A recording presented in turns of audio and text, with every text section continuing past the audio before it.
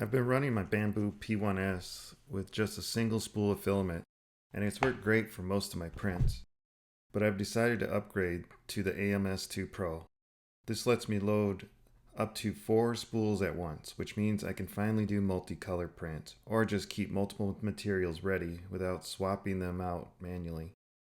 In this video, I'll walk through the installation process step by step, show how to set it up in Bambu Studio, and share what it's like to print with.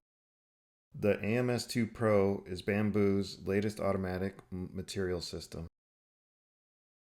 It not only makes multicolor printing simple, but it also keeps your workflow more efficient. Even if you're not planning to do lots of color prints, having 4 spools loaded means you can instantly switch between different materials like PLA, PETG, or ABS without stopping to reload. It also keeps spools organized and helps you reduce waste. Before starting, make sure your P1S firmware is up to date. This avoids any connection or recognition issues with the AMS2 Pro. Once that's done, unbox the AMS and check that all of the included parts are there.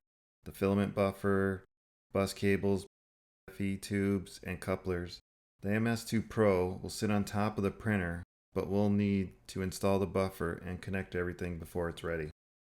First, install the filament buffer onto the back of the printer. It sits into a recessed area on the rear panel and then secure it with the provided screws. Next, connect the PTFE tubes. Start with the longer tube from the AMS into the left port of the filament buffer. Then use the shorter tube to go to the right port of the buffer into the coupler on the printer, which feeds into the extruder. Make sure the tubing routes under the spool holder, not over it. Now connect the bus cables. Take the L-shaped 4-pin cable and connect it from the printer to the buffer with the locking tab facing in. Then connect the 6-pin cable from the AMS to the side of the buffer. Double check the orientation so the tabs lock properly. If you want to use the AMS drying function, plug in the included power adapter to the back of the AMS and connect it to an outlet. If you're just using it for printing, the bus cables alone are enough to provide power. Once everything is connected, turn the printer back on and you should see the AMS symbol appear on the screen. That confirms it's recognized and ready to go. Now let's set up Bambu Studio. The software should automatically detect the AMS2 Pro. Once detected, you'll see 4 slots where you can assign filaments. Load your spools into the AMS by opening the top cover, placing the filament, and gently pressing the gray feeder tab while inserting the filament with a few centimeters.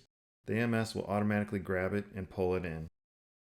If you're using Bambu Lab filaments, they have built-in RFID reader to recognize the type and color automatically. If you're using third-party filament, just select the type and color manually in Bambu Studio. Now for the fun part, printing. AMS2 Pro makes multicolor printing seamless. You can build colorful models, create gradients, or just keep 4 spools of the same filament so you never run out during a long print. Filament swaps do add a little time to the process, but the flexibility and convenience are absolutely worth it.